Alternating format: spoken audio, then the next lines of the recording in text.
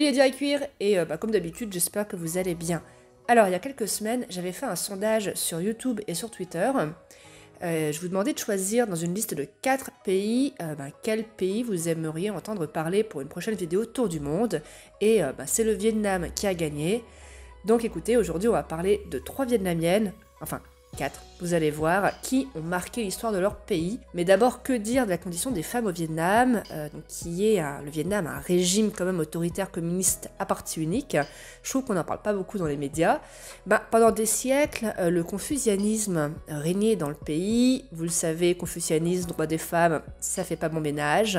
Mais je lisais justement un rapport du bureau de l'ONU au Vietnam qui disait que depuis quelques années quand même, beaucoup de politiques avaient été menées pour essayer d'améliorer le sort des femmes, notamment en matière d'éducation, de santé maternelle.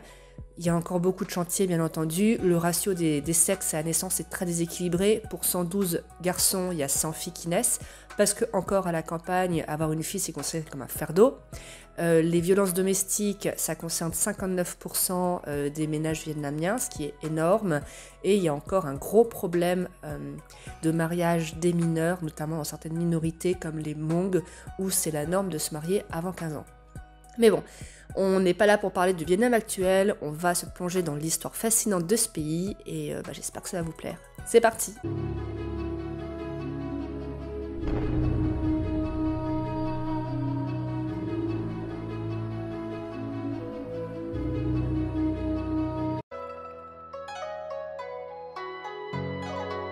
Alors je pense que vous allez bien aimer nos deux premières héroïnes puisqu'on va parler des sœurs Trung. Donc nous sommes au 1er siècle, le Vietnam est alors aux mains des Chinois, donc de la dynastie Han. Et c'est une colonisation très dure, puisque les Chinois méprisaient les Vietnamiens et n'hésitaient pas à commettre des exactions. Les deux sœurs, Trak et Nhi, viennent d'un milieu favorisé, très confortable. Leur père est un ancien haut gradé militaire, mais il sait que les temps sont troublés, et donc il va mettre un point d'honneur à apprendre à ses deux filles à manier les armes pour leur propre sécurité. Donc les années passent et nous sommes en l'an 40, donc Trak va épouser un jeune préfet, c'est vraiment l'amour fou. Les deux jeunes gens s'aiment passionnément et malheureusement le mari de Trak va être exécuté par les Chinois pour cause de dissidence politique. Alors autant dire que les deux sœurs sont folles de rage et vont vouloir se venger, donc elles étaient très charismatiques et elles vont réussir à convaincre des aristocrates locaux de lever une armée. Donc elles vont prendre la tête de l'armée et se battre contre les Chinois. Elles vont parvenir à prendre 65 villes du nord du Vietnam. Elles vont pas s'arrêter là, elles vont proclamer un royaume indépendant et prendre la tête de ce royaume. Donc autant dire que les Chinois l'ont eu mauvaise et vont essayer de récupérer leurs terres perdues. Sauf qu'en fait, les deux sœurs étaient de si bonnes tacticiennes que malgré le fait que les Chinois étaient beaucoup plus riches, avaient beaucoup plus de soldats, beaucoup plus d'expérience, ils vont mettre 2 ans avant de parvenir à reconquérir leur territoire perdu. Donc nous sommes en 43. Et par la suite, c'est flou, on ne sait pas trop ce que deviennent les deux sœurs. Soit elles se seraient suicidées pour éviter une capture, soit elles auraient été exécutées. On ne sait pas trop. Et quant aux Vietnamiens, malheureusement, ils vont devoir attendre encore 900 ans avant d'être libérés du joug chinois, puisqu'ils n'obtinrent leur indépendance qu'en 939 après Jésus-Christ. Et aujourd'hui au Vietnam, les sœurs Trung, c'est vraiment des héroïnes hyper populaires, c'est vraiment l'équivalent de Jeanne d'Arc ou Napoléon chez nous, et elles sont célébrées tous les 8 mars. Alors pour cette deuxième histoire, on fait un saut dans le temps, on va parler d'histoire un peu plus contemporaine, on va parler de la guerre du Vietnam, on va surtout parler de Nguyen Thi Dinh. Alors d'abord, petit rappel historique, parce que c'est compliqué comme époque.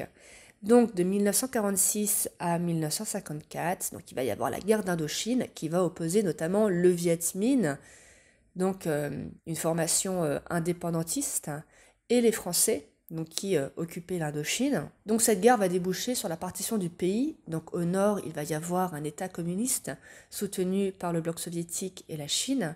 Et dans le sud, il va y avoir une république soutenue par les Occidentaux et notamment les Américains. Donc très vite, il va y avoir des tensions entre le nord et le sud. Et de 1955 à 1975, il va y avoir ce que nous, on appelle la guerre du Vietnam.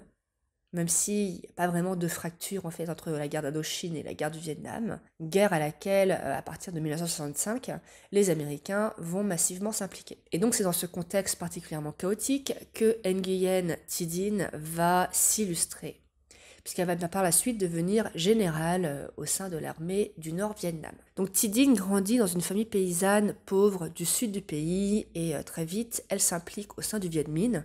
D'ailleurs, ça va lui valoir plusieurs années de prison. En 1945, elle se fait connaître en dirigeant l'insurrection de la ville de Bến Tre contre les Français. Donc elle va prendre du galon au sein du Viet Minh et dans les années 60 se lancer dans plusieurs actions de guérilla contre le Sud-Vietnam.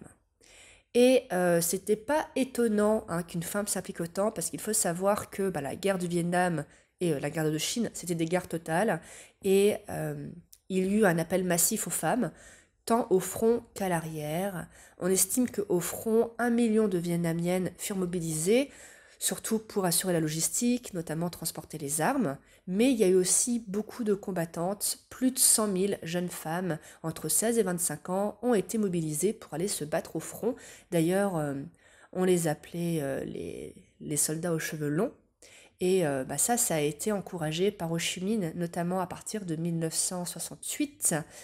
Ils se rendaient compte qu'en fait, il n'y avait pas assez de soldats dans l'armée nord-Vietnam, et donc il va ratisser large et encourager les jeunes filles à intégrer l'armée. Fun fact, c'est justement Thi Dinh que Ho Chi Minh nomma à la tête de ses soldates aux cheveux longs. Et donc Thi Dinh va continuer à prendre du galon au sein du Parti communiste. Elle va notamment faire partie des fondateurs du FLN, du Front de Libération Nationale. Ensuite, elle va être nommée générale, comme j'ai dit tout à l'heure. Donc c'est la première femme à avoir été nommée à cette fonction. Et après la guerre, elle va devenir vice-présidente de l'équivalent du Conseil d'État. Donc elle va vraiment devenir une héroïne du Parti communiste, et elle va même recevoir le prix Lénine pour la paix. Alors c'est pas rien, puisque le prix Lénine, c'était l'équivalent du prix Nobel de la paix, mais pour le bloc communiste. Alors pour cette dernière histoire, on part au 11e, 12e siècle. On va parler de Y Lan, qui est considérée comme la Cendrillon du Vietnam, mais une Cendrillon passionnée par la politique. Donc Y Lan, elle naît elle aussi dans un milieu pauvre, donc cette fois-ci dans le nord du Vietnam, et elle va perdre sa mère très tôt. Mais ça n'empêche pas que c'est une jeune fille douce et surtout intelligente. Et adolescente, elle va faire la rencontre qui va bouleverser sa vie, mais vraiment une rencontre digne d'un livre de contes de fées. Bon, dans les faits, le prince charmant avait 40 ans, elle va en avoir 15-16.